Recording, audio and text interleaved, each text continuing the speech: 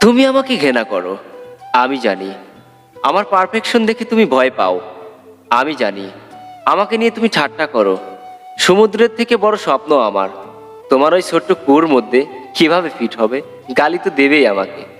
তুমি আমাকে খারাপ ভেবেছো, কিন্তু তুমি জানো এই সমস্ত কিছু বাদ দিয়ে যেটা তুমি কোনো দিনও পারবে না, সেটা হলো তুমি আমাকে ভেঙে দিতে পারবে না।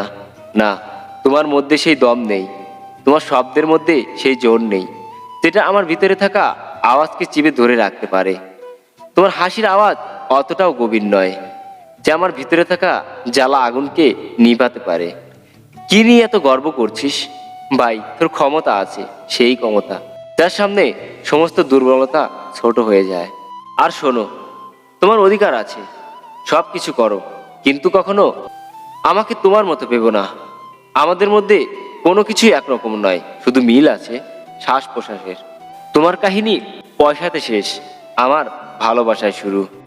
তোমার মতো সফলতাকে নয়, আমার পরিশ্রমের উপর গর্ব হয়।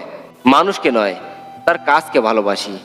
যাক সময় চলে, এমন কিছু চেষ্টা করব যা কখনো কেউ ভেবেও দেখেনি।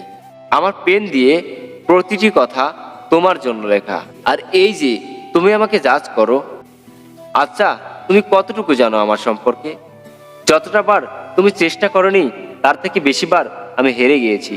এতটাই কেঁদেছি চোখের জল শুকিয়ে গেছে, এতটাই লড়াই করেছি এখন নিজেকে দুর্ভিক্ষ মনে হয়। আমি তোমার কাছে এবং তোমার পরিবারের কাছে হাসির পাত্র হয়েছি, তাই না? আমাকে নিয়ে খেলো না, আমি কিন্তু খেলার জিনিস নয়।